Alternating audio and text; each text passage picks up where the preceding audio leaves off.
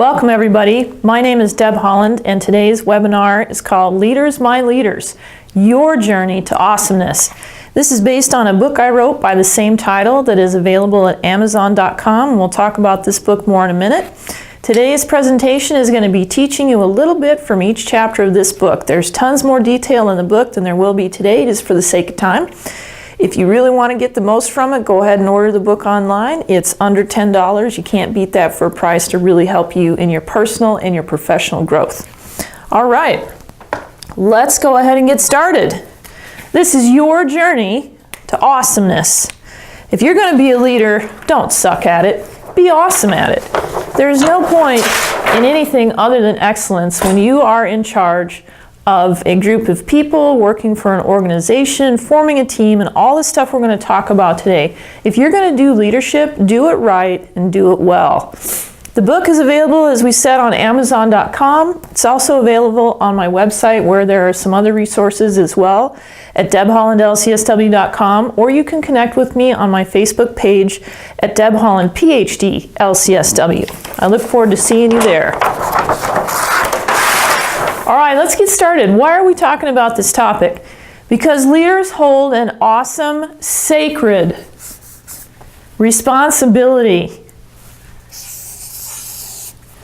to achieve missions, grow teams, and develop individuals.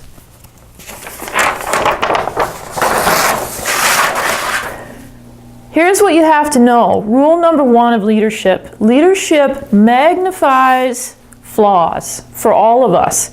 If there's something that you're dealing with in your life that you're trying to keep from other people, or you've been hacking away at for a long time, and it's still kind of dogging you, it's going to show up in your leadership. Leadership brings things to the surface because leadership is a tough job. It's a fun job, it's an awesome job, but it's also a tough job. And so it's going to bring out your best, and it might also bring out your worst. So one of the things you need to focus on as a leader, priority number one, is making sure that you're growing as a person and you're growing as a professional so that your flaws are minimized and your good to the team, to the organization, is maximized. Here's why, guys. This is why this matters. This is why I wrote this book. The abuse or neglect of power can destroy work cultures, the bottom line, health, marriages, families, and communities. Now, where I'm coming from spiritually, I believe that responsibility is the absolute key factor here. I don't want to be responsible as a leader for messing up any of these things for anybody. I want to have a harvest that comes from sowing a good crop, not from sowing a bunch of misdeeds or not taking care of myself properly or being messed up as a person and then I end up hurting other people. As a leader, it is extraordinarily important to me to get these things right. And I believe with my entire heart, spiritually, as a leader, myself, just like anyone else who's in a leadership position, will be held responsible for how people under our command are doing. Doesn't matter if you're a coach, if you are an executive, if you are a parent, if you're leading a youth group, a pastor, it doesn't matter. Whatever position that you are in, where you have leadership over anyone else, it matters incredibly to get it right. You want to have a good outcome for people. There are 4 critical areas to master, and this is what we're going to be going into in depth today. Leadership of yourself, leadership of the team, leadership of the organization, and we're going to go beyond where most books go, and we're going to talk about leadership within your community. Leaders have a set of skills that our communities are just desperate for these days, and we're going to talk about that more in just a little bit. Part 1 of the book, Leadership of the Self.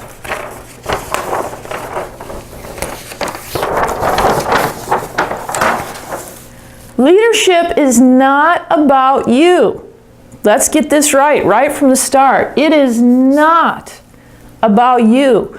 It's about the team. First, last, always, everything in between. It is about the team. Leadership is not about you. It's not about you occupying a particular chair or a certain office or holding a certain job title. And then you think you've arrived and you're entitled to everybody else serving you. That's the absolute wrong mindset. Once you make it to leadership, the hard work really begins because it's your job to serve the people under you. It's your job to serve the organization with more pressure and more responsibility than ever before. Your heart must be right towards your people.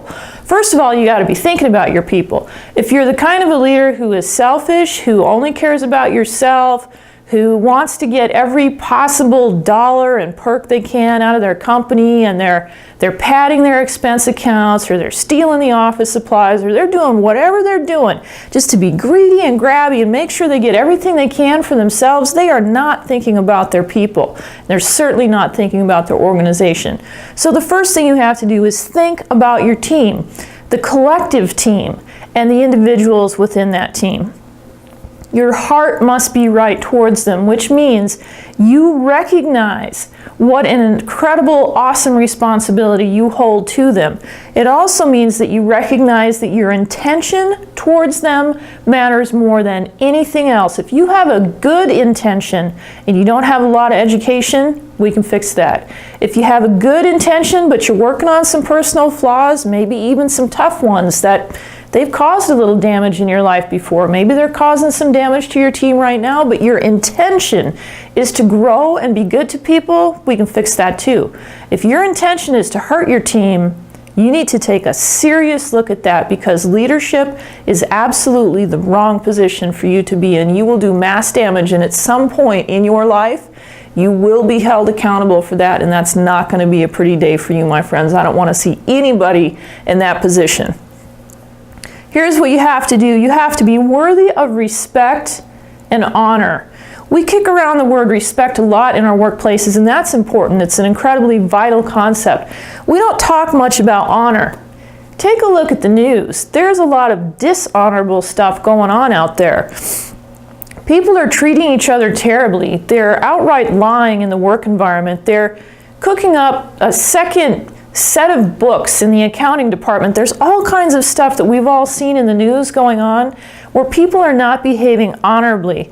I think we need to bring honor back into the work environment. Personal honor, your personal honor. Have you thought about that? Do you have a personal code of honor? If you don't, be a great place to start. Chapter 1, personal maturity. Integrity is not the most important trait that a person can have. Maturity is. You can have someone with basic integrity who's not going to steal, they're not going to lie, they're not going to cheat, they're not going to do any of those things. But if their level of maturity is very low, still at really essentially a juvenile level, they are going to cause a lot of problems and a lot of damage in the work environment. Maturity is the most important thing.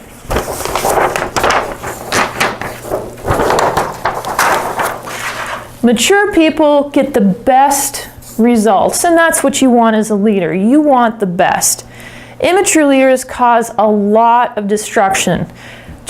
It's impossible to describe the impact some of these folks have on the work environment, because they're coming from essentially an adolescent mindset rather than an adult mindset, and so they're thinking about themselves.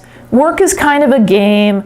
They're not professional, and I don't mean professional dressing super fancy every single day and never cracking a joke or smiling or laughing or having a good time with people. I mean professional in terms of expecting from themselves their best. Mature people, on the other hand, have a profoundly positive ripple impact. Every time a mature person reaches out to someone, that doesn't just help that person, that helps the people in that individual's life. It has this wonderful positive effect when you help somebody, when you make a difference in someone's life. You then affect everything outside the work environment as well. And as a leader, that better be absolutely the impact you are looking to have. If you are looking to cause damage, then you are just in for a world of hurt and a lot of regret later on in your life. So what we're going to do throughout this webinar today to try and help bring home these concepts, and there's a lot more stuff in the book, but we're just going to do some essential basic stuff today. And you can either stop the webinar and do these, you can write down each of the questions as we go through full tilt and get back to them later. Whatever works for you is great. These are just things I want you to think about and things I actually want you to do. So for chapter 1, what is your self-development plan? Yours. No one else. Not what your mom and dad told you should want to do. Not what somebody in the next cube over is telling you might be a really cool, fun thing to do this year because it's a big fad. What is your self-development plan? What matters to you? What flaws do you see in yourself? What do you know you need to work on, and how are you going to overcome those things? And just as importantly, if not more importantly, is what do you know that you're already fantastic at, and how can you continue to strengthen that? How can you take all of the good and all of the beauty and all of the awesome that's already in you and get it out there in the work environment and make a difference to your team and make a difference to your organization? So you can either turn off the webinar for a moment and complete that exercise, or jot it down and come back to it later. If nothing else, think about it, sketch something out. Chapter 2, and we have 12 chapters, so we're going to be here for a little bit, but this is going to be time incredibly well spent for you, I promise. Integrated wholeness. Let's talk about this for a minute. Everyone has baggage. Everyone. Everyone has a past. Everybody had a childhood. Some of us had great childhoods, some of us had childhoods filled with hardships, and a whole bunch of stuff in between. Everyone has baggage, you guys. Don't try and be perfect. What you're trying to do is find, face, and fix your own dysfunction. That's a gift in your life when you can do that. Inner peace is absolutely invaluable. For you to be an integrated whole person is you at your very best as a leader. You will become awesome when you master this one area alone.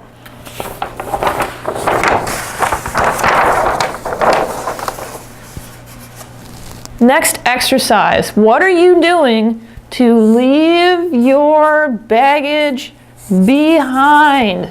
What are you doing to leave the stuff in the past? You still mad at somebody? You still locked in battle with somebody? Are you still grieving losses that happened decades ago?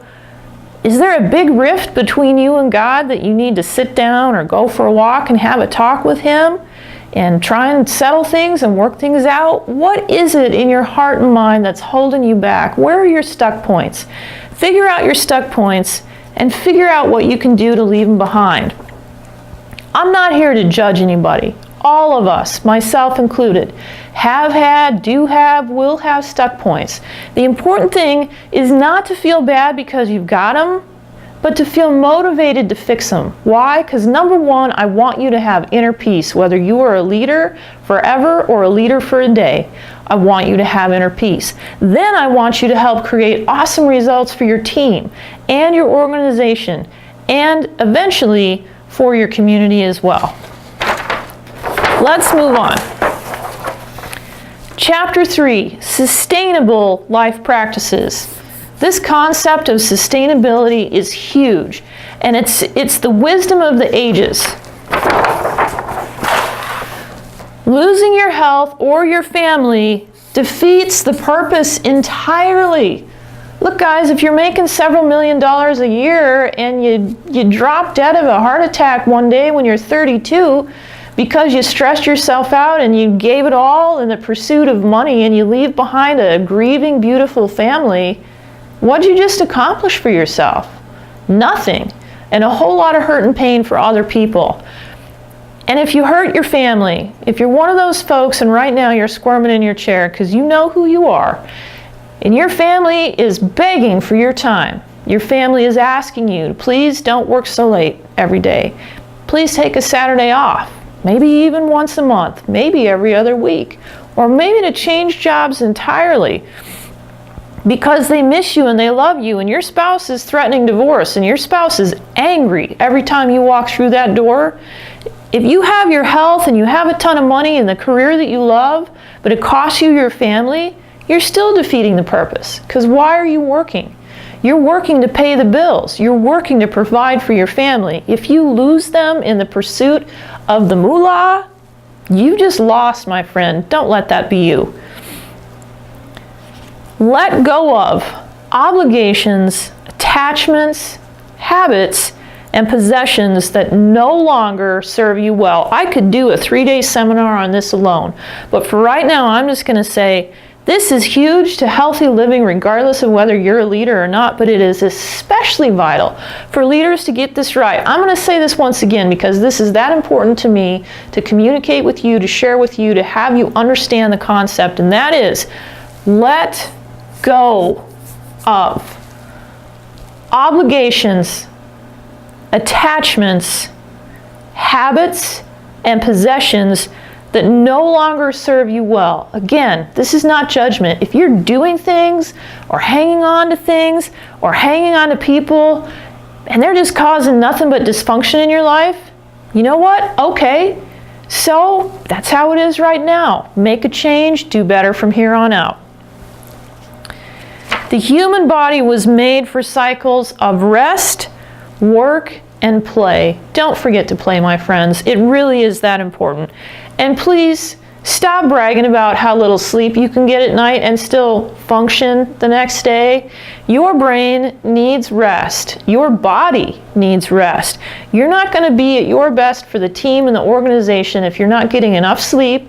And yeah, I'm going to say what everybody hates to hear. If you're not eating right, if you're not having good health habits, and if you're not exercising, get the blood moving, get the body moving, give the brain a break, turn off the tube, go for a walk, whatever you need to do. Guys, this is vital. You got to get this piece of things right. Taking care of yourself is essential. It took me a lot of years, and the truth be told, a number of decades now to learn this one principle, and it has revolutionized my life. So I highly, highly recommend you practice whatever is sustainable for you. Next exercise, who and what in your life is essential to your well-being. You got to start thinning things out a little bit, my friends. You've got to figure out if you're like a lot of type A, high-powered, high-flying leaders, just like I am, chances are, at least at some point along the way, you were so crammed with responsibilities and obligations and committees and activities and hobbies and everything else that you did, you ran out of time for you and your family, and then you were exhausted and stressed at work. So start with who is important to you. Start with what is important to you, what makes you you, and what protects your family. And then the other things in life, it doesn't mean you have to run around and chase everyone away or announce to people that they're out of your life because they're causing some dysfunction or some stress for you. What it means is you decide who is absolutely essential to spend time and energy on, and emotion. And you decide what in your life is important. Maybe you're a golfer. And you know what? You can deal with a mountain of stress if you can just golf once a week.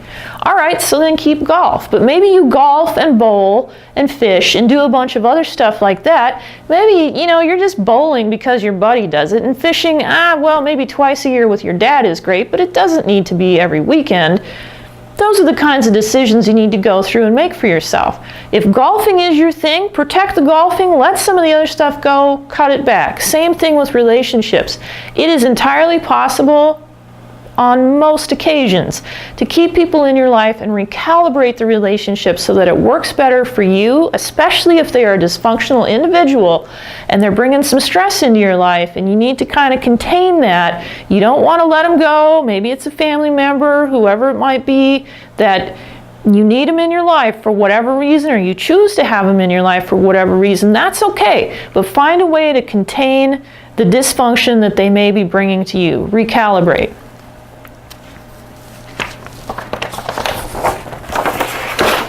Part 2, we're making progress. Leadership of the team. This, my friends, is the sweet spot. This is where it is at for every leader. There is no such thing as neutral leadership.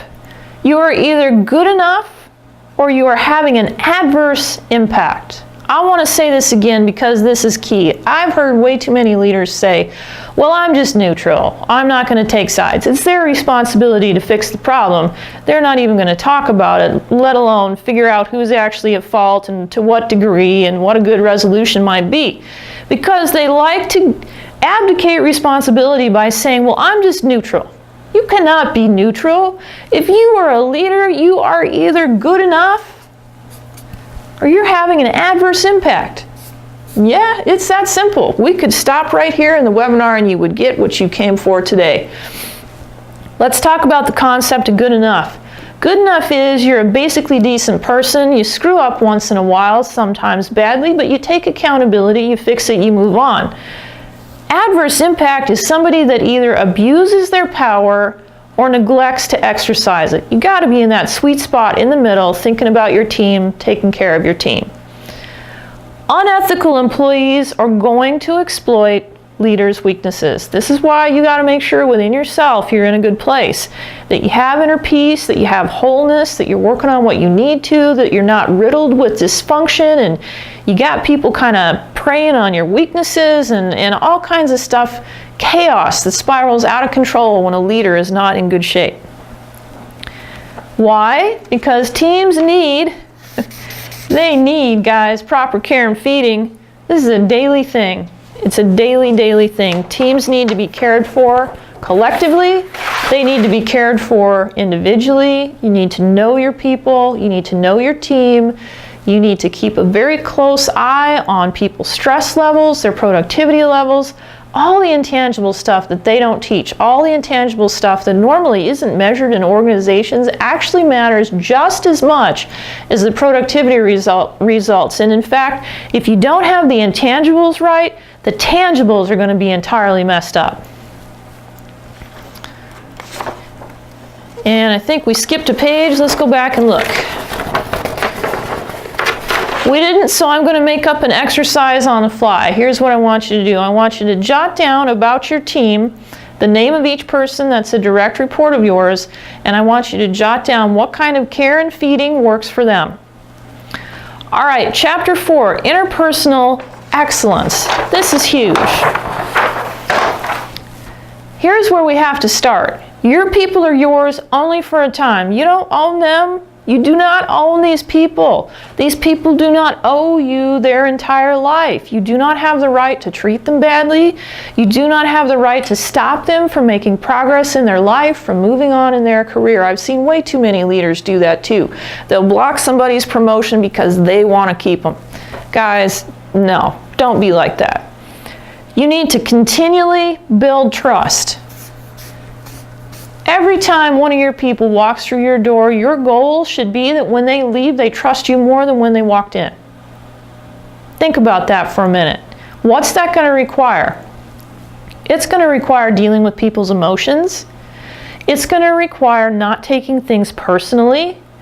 It's going to require settling your mind, telling yourself that the interruption, the distraction, whatever it feels like to you, and sometimes truly that's what they are, and sometimes people do come in and they're all wound up about things that really aren't an emergency, but to them it's incredibly important in that moment. So you're going to have to stay steady within yourself so that every time they come in to see you, by the time they walk out, I'm not necessarily saying that they're going to feel better or that they're going to feel happy, but they're going to trust you more. Because if you're the kind of a leader that tells people the truth, even when it's what they don't want to hear, that actually builds trust with people. It doesn't destroy it. Now, you can't be a jerk about delivering the truth, but if somebody comes in and they've gotten themselves in some sort of a conflict and it actually is their fault, you're not doing anybody any good to pat them on the head, tell them everything is grand, make them laugh, crack a joke, and send them back out the door.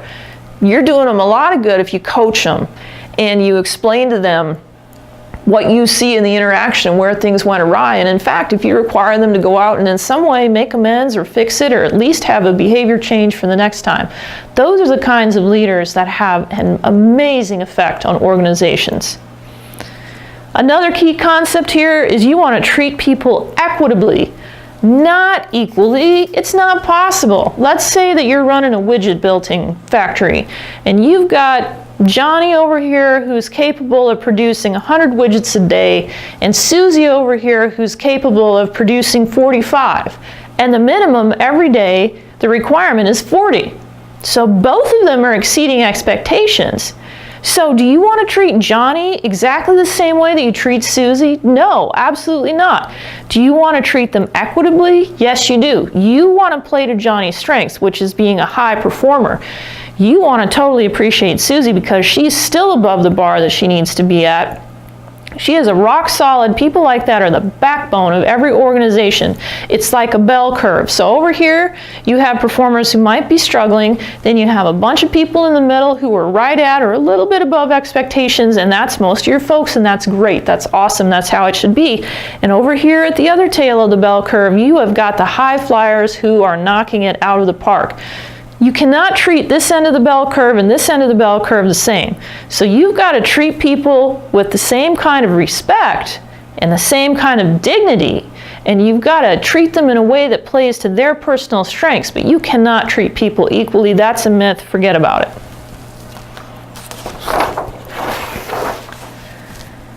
Here's an exercise. Name just one personal or professional goal for each person on your immediate team. Here's where you start learning what motivates people.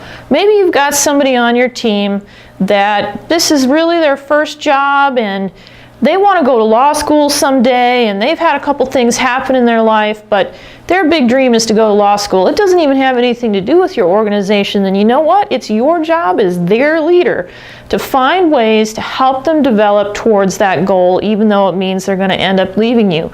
Circle back to one of the comments we made just a few minutes ago. Your people are yours only for a time. They're there for a season, not for a lifetime. Chapter 5, strategically developing others. Now this is key. You don't want to do stuff just for the sake of doing it. People get really annoyed with that. They don't have the time to be doing fun stuff just to be having fun. A lot of them would really rather just be working. What you want to do is you want to match people's skills and their goals with the organization's needs. So say that your organization, they've got a lot of stuff happening in the scheduling department, and they need some extra help. And you've got somebody on your team who has been working real hard and they want to get a promotion and they're not really sure what they want to do. They kind of want to take a look around at some different options within the company. They know they'd like to stay. They're not quite sure what they want to do, but they've got their job down pat. They're rocking and rolling. They're doing well. Solid performer. And your scheduling department says, man, we are swamped in here. We need somebody for 6 months. Well, you take the person who's looking to move up and the department that needs an extra pair of hands, and you match those two up, and now you've got a win-win for both parties, for the organization as a whole. Those are the kinds of matches that you're looking to make. You also want to leverage your power and connections for other people's good. This is something that people screw up all the time, and it just makes me crazy. Leadership is for good. Power is for good. Never use your connections to hurt somebody else. Ever. Don't do it. Not an individual, not your team, not your organization, and not whoever your stakeholders are either. You want to leverage your power and connection to help people find mentors, to help them find new jobs, to help them learn new skills. You want to use your power to the greatest degree possible to help people make progress in their professional life, and often a happy byproduct of that is their personal life. Another enormous concept: model, teach, and coach stress resilience. I'm going to say that again because this is huge. Model, teach, and coach stress resilience. Life is stressful today, guys. I don't need to stand up here in a webinar and tell you that. You already know that. In fact, while we've been talking, you're probably calculating, based on how long I've talked so far and how far we've gotten in the 12 chapters, how much longer we're going to be here. You're thinking about the groceries you need to buy. You're thinking about buying diapers and 100 other things, paying the bills. You're thinking about all this stuff, and some of you are laughing right now because you know I'm speaking the truth. You're trying to figure out how to make it all work, right? That's stress. Life is stressful. It's logistically stressful, keeping up with everything. It's financially stressful. The money just seems to go. It comes in and it goes. You kind of just watch it pass through, right?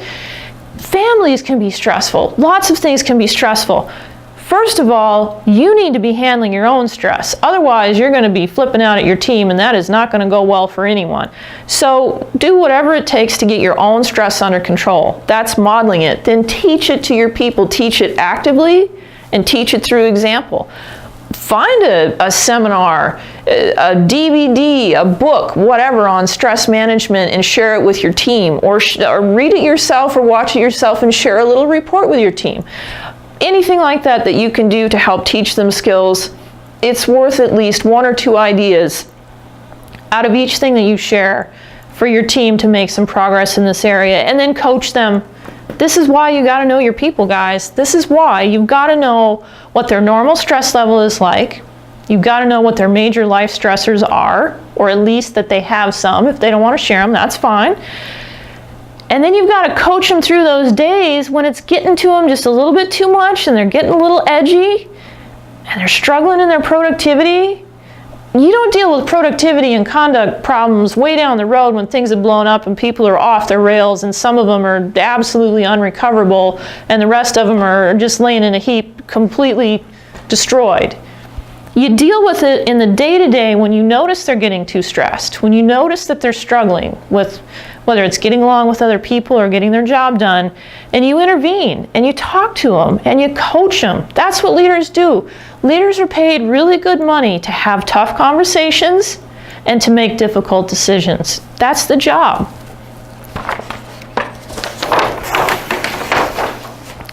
So here's your exercise. Name just one stressor for each member of your immediate team. And what do I mean by immediate team? Your direct reports. Just one stressor for each of them. If you can't do that, it's time to get to know your people. Chapter 6, the art of consequences. Notice I didn't say the science of consequences. I said the art, because it is in fact an art. You know why? Here's the number one thing for leaders in this particular little area. You have to be willing to hold people accountable. You have to be willing to allow choices to bear consequences. If you don't do that, here's what I want you to do, and I'm not joking right now. I want you to write out your letter of resignation, and I want you to go take it to your boss, and I want you to hang up the cleats, because you're going to hurt a whole bunch of people. If you're not willing to hold people accountable, you are not doing the number one job of the leader, and that is managing the people, leading the people, making those difficult decisions, having those difficult conversations. None of us like tough conversations, but you know what? That's what you're paid for. So you've got to do it, guys. You've got to do it. Because nothing demoralizes good workers or ruins cultures more quickly than not holding people accountable. You've got the bell curve again, right? You're going to lose your high performers because they're going to say, well, you know what? Bobby Joe over here, the minimum widgets per day are 40 and he's only doing 13 and he's making the same amount of money as me and I'm doing 102 widgets a day. This isn't fair. And so this guy over here is going to slow down his productivity because why shouldn't he? Because he gets sick of it. Who knows how many months or years this has been going on. And then you know what happens? It creeps backwards over the bell curve, just keeps on creeping. So you've lost your high performer. Now you got most of your people in the middle of the bell curve, right? So now you got Susie who's turning out 45 a day. Now she's working above capacity. This is pretty good for Susie. She might not be 100% attentive to the task every single moment of every single day, but she's a real solid average, above average performer. She's going to look at the guy doing 13 and she's going to say, he's making the same amount as me. What am I doing knocking myself out doing 45 a day for when he's doing 13 and getting away with it? Now, some of you know right now I'm speaking the truth and I'm making you nervous, and I'm glad, because when you allow this guy over here to not just lose your high performers for you, but to lose the backbone, to lose the big group of people in the middle who are really getting the job done and keeping the organization going, you are asking to run out of people who are going to pick up the slack, who are going to be angry, and rightfully so, who are going to be resentful, you're just going to have disaster and catastrophe. And if you think it's never going to happen because it hasn't happened so far, I bet it's actually happening way more than you realize. You're just not paying attention. Here's what you want to do. Okay, I'm emphasizing entirely you want to hold people accountable, but there's a way to do it and a way not to do it. And the way to do it is you want to correct the behavior without crushing the person. This is key. It goes back to what's in your heart for your people. It goes back to having good intentions.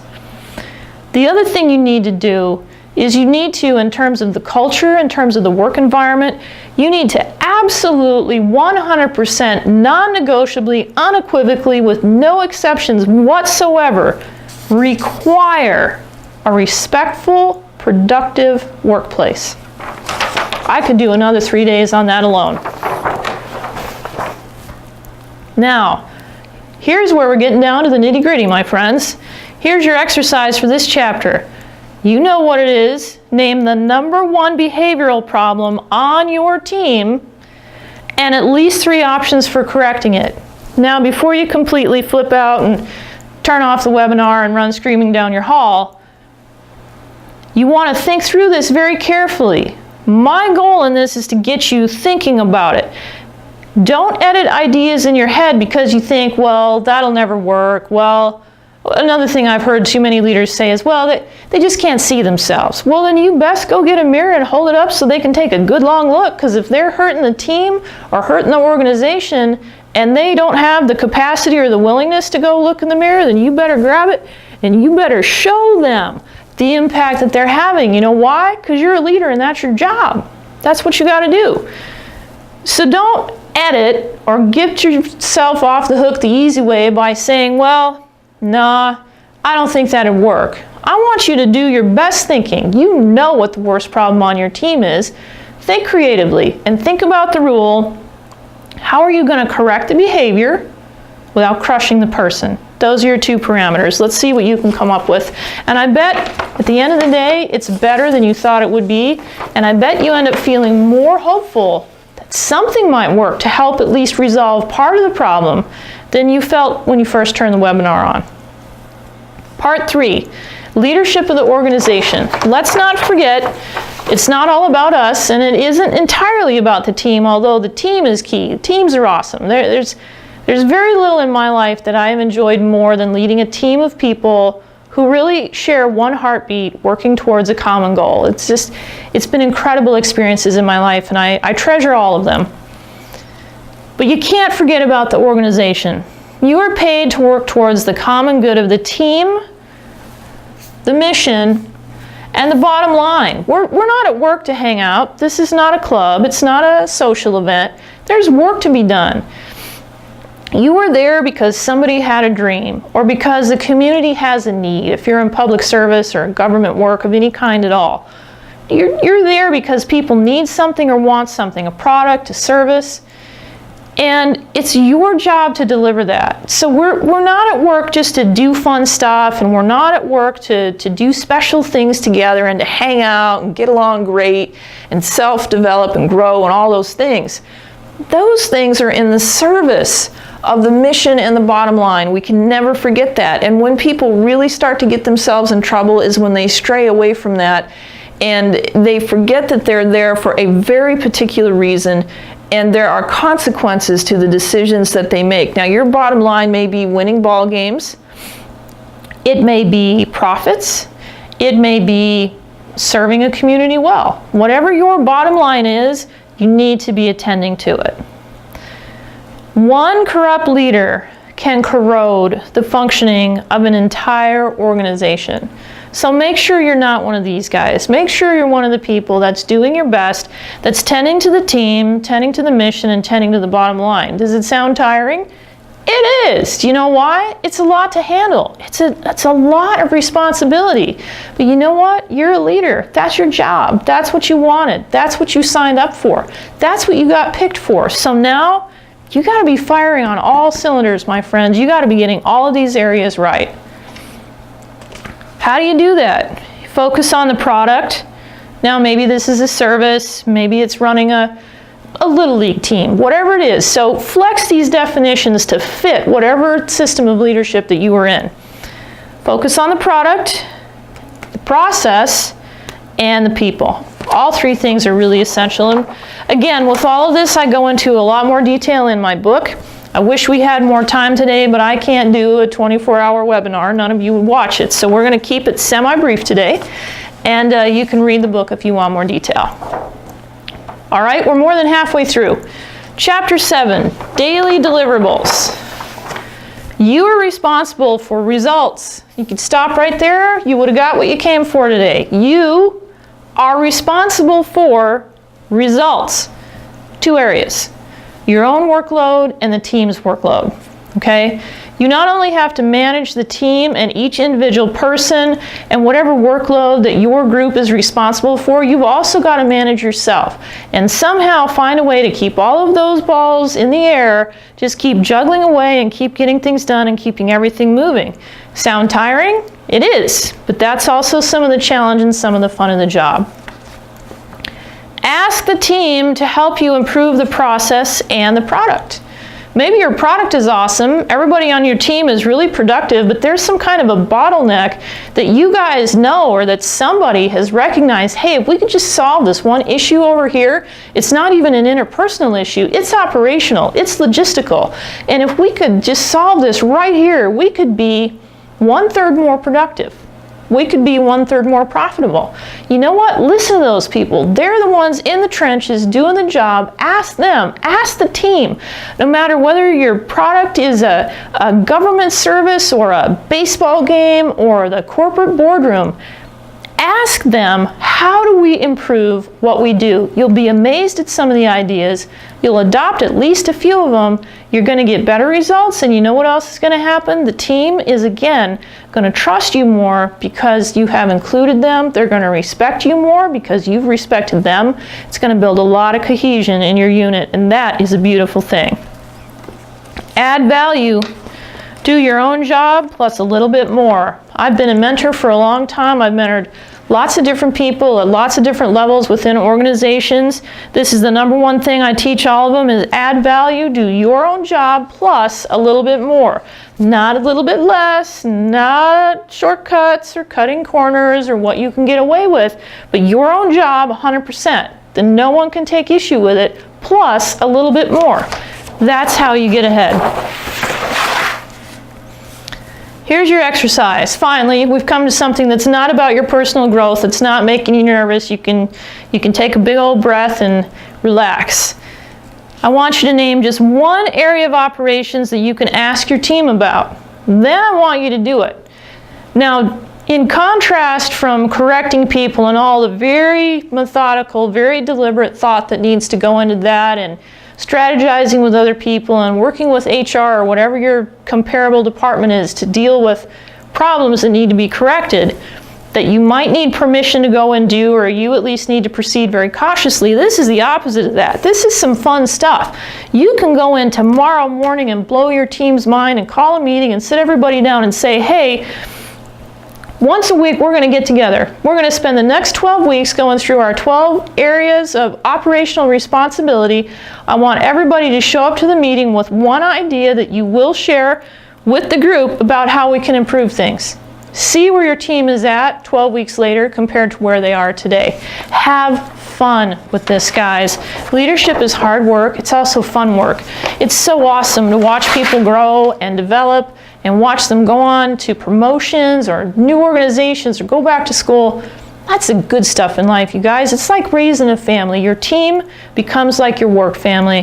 Have fun with them. Trust them, respect them, and let them help you make things better. Chapter 8, Mission Evolution. The mission, as we talked about a minute ago, is the reason your organization exists. If somebody didn't have that particular mission, you guys wouldn't be there. That's how important the mission is. So the mission is the reason you show up to work every day. It's the reason you want to get your leadership right. It's the reason that you work so hard to form a team, build a team, maintain a team, and have things going well. Adjustments will always need to be made. So let's keep in mind that the mission statement that you guys put on the wall back in 1978 probably needs to be updated by now.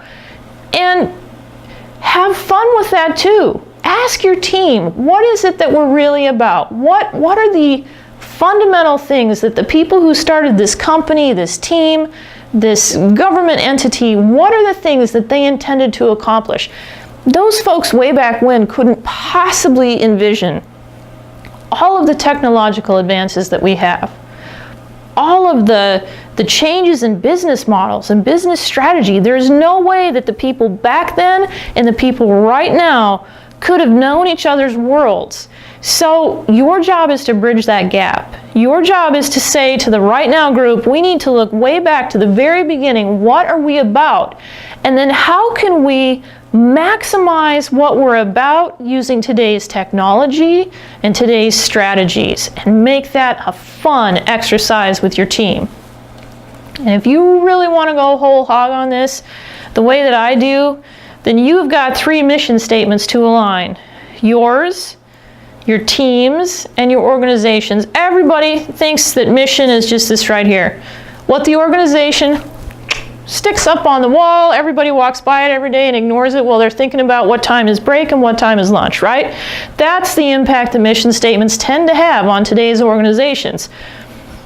What you want to do as a leader, you want to have your own mission statement. What is it that you intend as a leader? It doesn't even have to be related to this organization, just who you are as a leader, what it is you intend to accomplish. Now, I will tell you that mine for years has been my role, my responsibility as a leader is to help people become who God created them to be. Okay? Now that's powerful and that's big and that's bold, but I absolutely mean that, and that's the beginning place that I work from. So it doesn't matter what arena I'm in, it doesn't matter what organization I'm in, doesn't matter what task I'm trying to accomplish. If you look hard enough at everything I do in my life, you will find that mission at the root of it.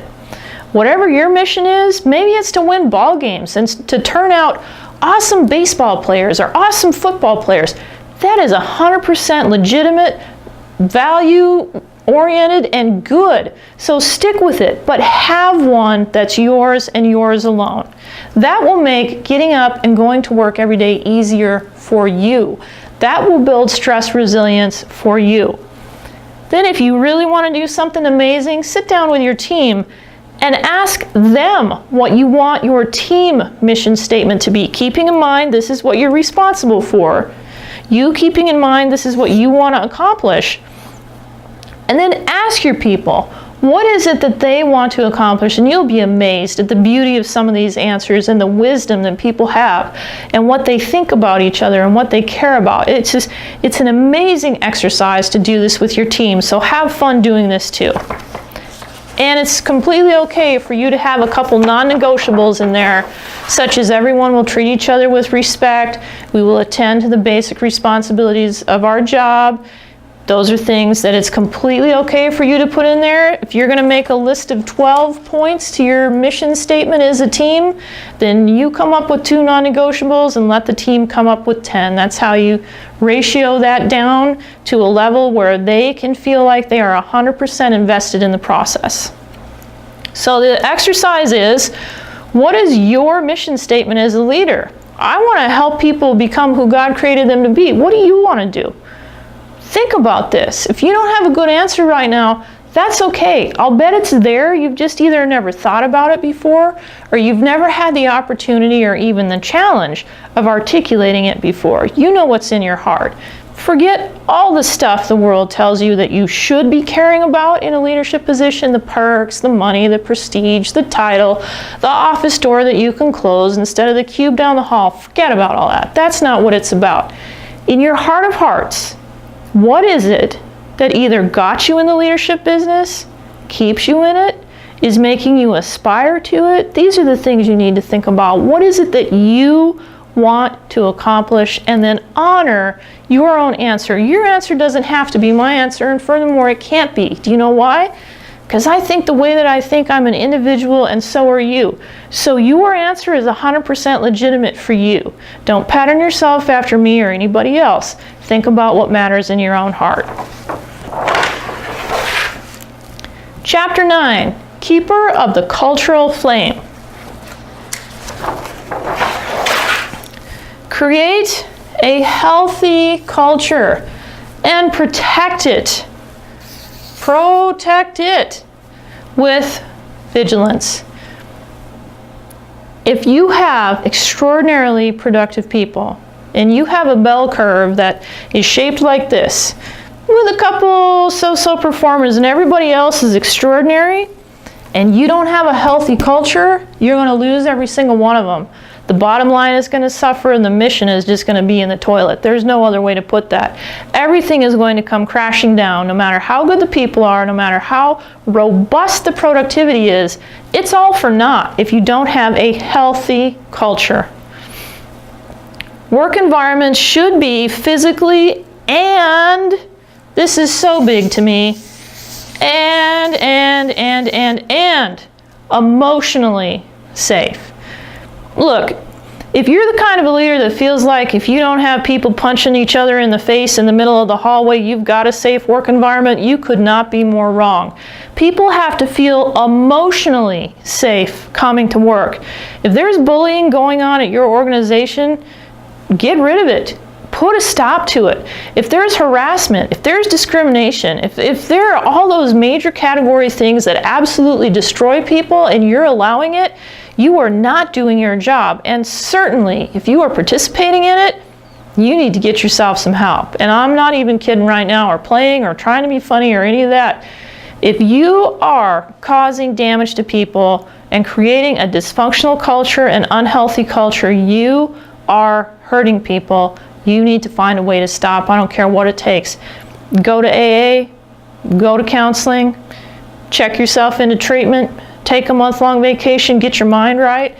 Whatever it takes, you need to do this more than almost anything else. And if your productivity is just a little bit off, but your culture is super healthy, you're going to grow that productivity.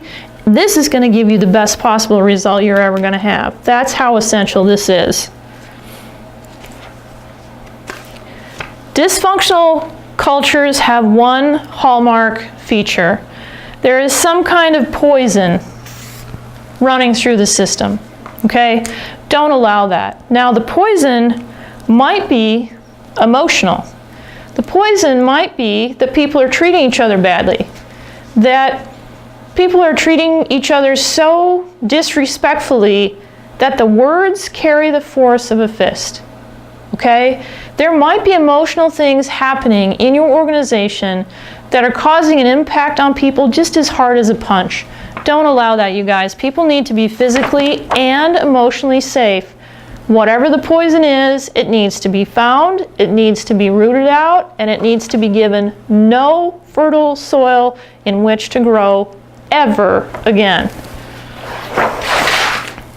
This exercise is really key. I want you to name any sources of poison that you see in your workplace. Now, hopefully, your heart didn't just sink because you're looking around for a notebook big enough to hold all the examples. That's my true hope for you. But if that's your case, you know what? Get it all out and get it all out on paper. If nothing else, it'll make you feel better. It will clear your brain. You'll be able to think more clearly and more strategically about how to deal with the issues that are going on. Maybe there is one really big, ugly, hairy poison running through the system, and that's what needs to be dealt with. And if that's in your mind right now, then you get that out on paper too. Most people are probably going to be somewhere between one really horrible one and a whole bunch of really yucky ones, and they're going to fall somewhere there in the middle. But I want you to name any sources of poison that you see. Now, you don't have to worry, unless of course you go post this in the lunchroom, which would be a terrible idea. You don't need to worry about anybody else seeing this, okay? So if you're flinching right now because that's how much your workplace has traumatized you, and some places really truly are traumatizing, then you more than anybody else need to work on this, whether you're a leader or not. Or maybe you're very uncomfortable because you know the source of poison in your organization is on your team and you're not doing anything about it. You know what? We're going to be different from here on out, right? That's what today is all about. So list out the sources of poison, use names, use examples if you need to, and then when you're done thinking through it, you either burn it, you tear it up, you destroy it somehow, whatever you want to do so that you have the experience of getting that out, being able to see things more clearly, and you will remember. You will remember the things that you either need to work on within yourself or that you need to ask for help in dealing with, or if nothing else, if there's absolutely nothing you can do, just naming the problem is often calming in and of itself. So give that one a try and spend some time doing this, but don't let yourself get into such a distraught space that it just throws you off course. All right, this is meant to be informative, not re-traumatizing. All right, so we want to be careful of keeping that clear boundary line around what we're doing. All right, you've made it to the last section. From here it goes even faster. Leadership of the community. Leaders have skills to advance the common good of their communities. Be an answer to somebody else's prayer, you guys. Be a role model and embrace your visibility. A lot of leaders are really uncomfortable with this concept. They call it scrutiny, they call it living in the fishbowl. I've called it the same thing, felt the same way about it till I finally realized whether I like it or not, whether I want that in my life or not, the dynamic is people watch leaders. And finally, when I embraced it, I started having a lot of fun with it. So it's possible to go from fearing it to having fun with it. Maybe not all the time, but enough that you just like, okay, yeah, people watch what I do. That's all right. It's just what people do with leaders.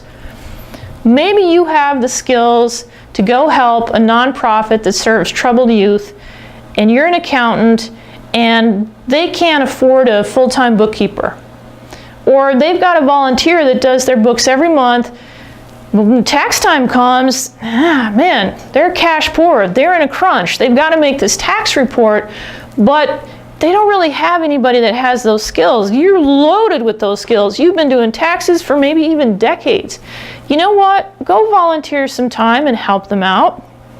Maybe you're somebody who's really awesome at strategy and you love strategy and it's a lot of fun for you. And there's an organization that's a fledgling group and they're, say, serving homeless people in your community. And they've got this great idea and they know it can make a difference. And it sounds like a great idea, but they don't know how to get from here to here because what's missing in the middle for them? A strategist. You have a ton of strategist skills, so you go to them and you say, hey, you guys have this awesome idea. I'm really impressed with it. You know, I'm a leader at such and such organization, and I have the skill of strategizing, and I love doing this. And at absolutely no charge to you, I would be honored to be a part of this project with you.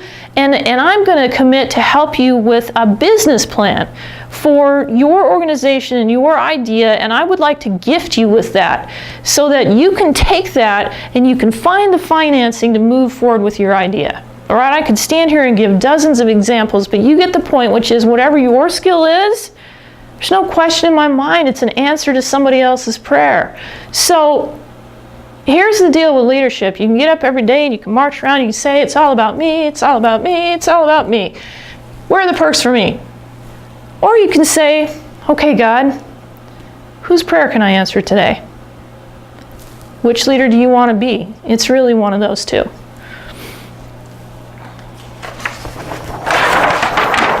All right, on the same theme, collaborative advancement, chapter 10.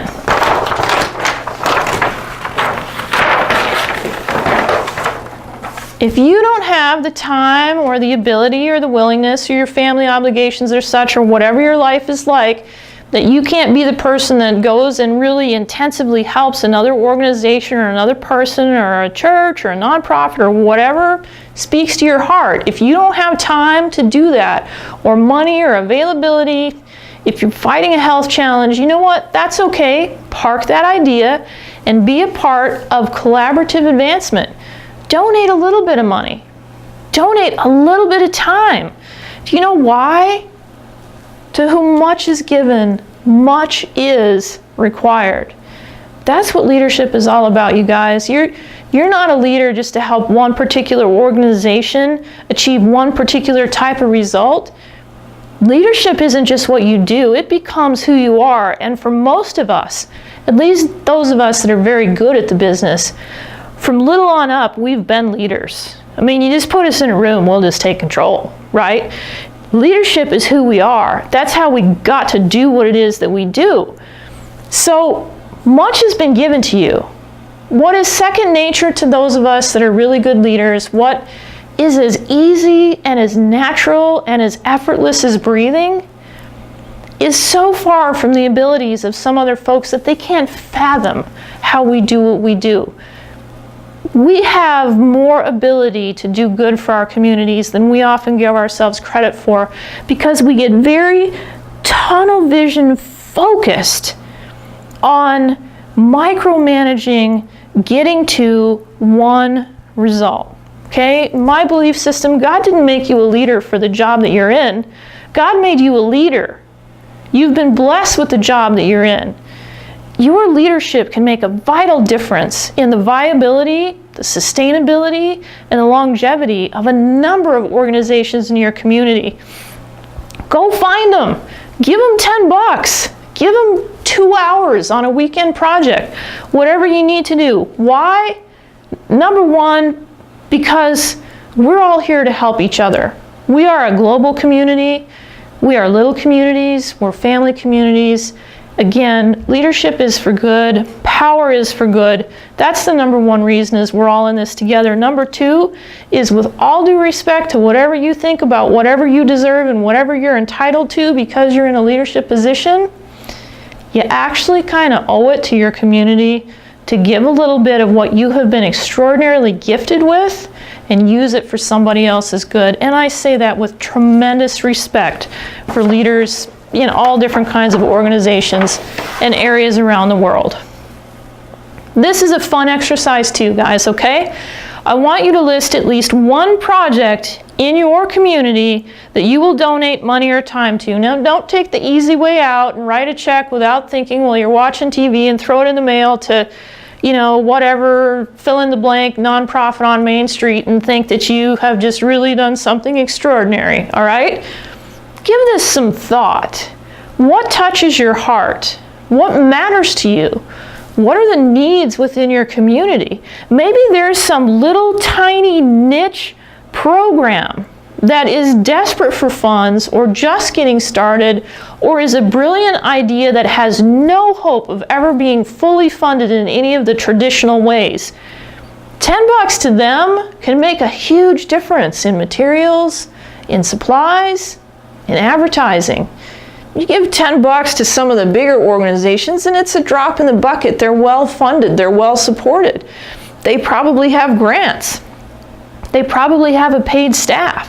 So what's in your heart? Is it in your heart to do something big through a big organization and you have the resources and the willingness and the ability to do that, and that's what fits for you? That's what is right for you and your family? If you can't do that, then it really is okay to just do something small for a small organization. And you know what? Those organizations are the backbone of our country and the backbone of a lot of stuff in our world. It's the little groups. They vastly outnumber the great, big, giant entities. Go and help somebody small and help them grow.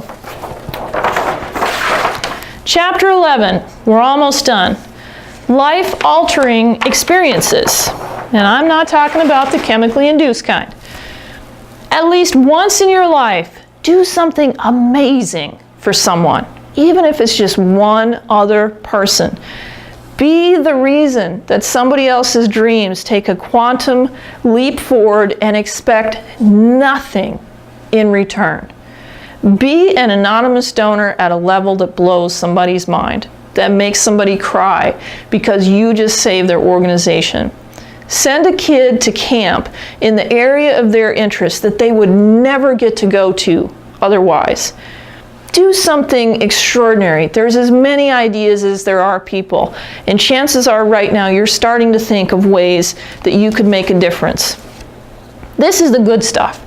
And you can either do this with people fully knowing who it is and you sharing in that experience with them, having a very bonding experience with them, or if you prefer, for whatever reason, you can donate just absolutely anonymously. Start a scholarship. Start a fund to help people that are recovering from life's hardships. Whatever's in your heart to do, you know what? It's in your heart for a reason, and maybe it won't ever get done unless you do it. That's something to be honored by, and that's something to cherish. So now you get to have some more fun thinking about the future. Name just one person or organization you are going to do something over the top awesome for, and when you will do it. Now, if you're younger and you're just starting out, or maybe if you're older and life hasn't really gone the way that you wanted to, and you're thinking, oh, I just can't do this one. I can't possibly do this one. You know what? Yes, you can, because maybe you don't have the money to do something amazing, but you have time. You can mentor somebody. Do you have any idea the difference that mentors make? People that didn't have good parents growing up, people that haven't had good work experiences, good coaching experiences, good church experiences, good fill-in-the-blank experiences. Go and be the kind of a person as a mentor that makes a life-altering difference to someone. It doesn't just have to be about the money. It can also be about the time. And if you can't come up with anything, but you have the willingness and you have the heart to do it, trust me on this, someday, in some way, someone or some place will come across your path and you will know, and that's when you take your action. So you look forward to having that on your radar screen in the future. Chapter 12, last chapter, guys. You've almost made it. I know it's getting to be a little bit long. People are wriggling in their chairs, wondering when we're going to be done. I really appreciate you sticking with me for the whole time, because I think this is really valuable content that's really going to help you as a leader. Leaving a powerful legacy. Here's the bottom line on this one. You will leave a legacy, whether you want to or not. You control whether that's positive or negative. Again, when it comes to your legacy, there's no neutral. You are either good enough or you're having an adverse impact. So is your legacy going to be a good one? Maybe there's a lot in your situation that's out of control, but you know what you are in control of? You are in control of yourself. You are in control of your own mind, your own heart, your own emotions, and your own will. And if your will is to do good in this world, then you have everything you need to leave a powerful legacy in this world. What in this world will be better because you lived? Who will be better in this world because you lived? How will you leave this place better than you found it? And you get to decide what this place means. Does it mean a workplace?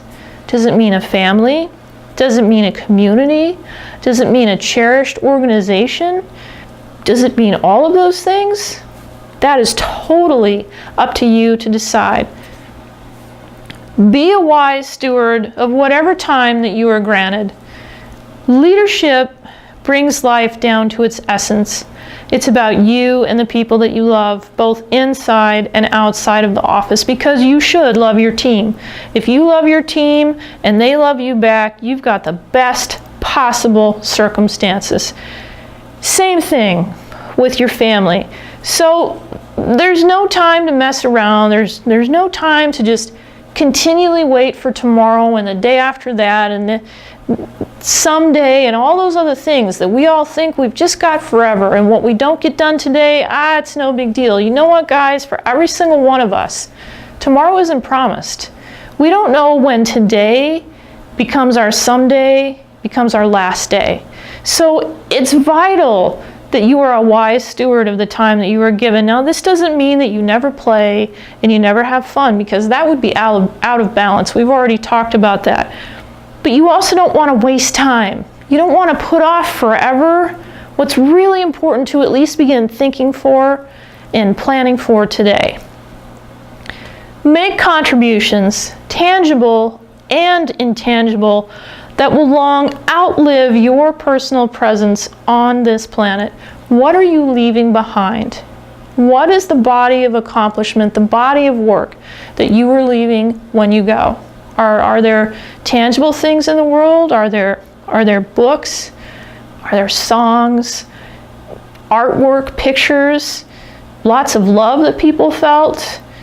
A difference that you made in somebody's life? Was there a point at which somebody was trudging along, kind of drifting off course, and you helped them turn back and go in the good direction again, and now they have a great job and a beautiful family and a life that they love? That's a legacy. So whether it's tangible with things or intangible with what you've done for people, or hopefully in some way, some mix, some measure of both, make sure what you leave behind is going to outlast you by a long time, and that it has made this place far better than it was when you found it, for at least a person or two and at least a place or two.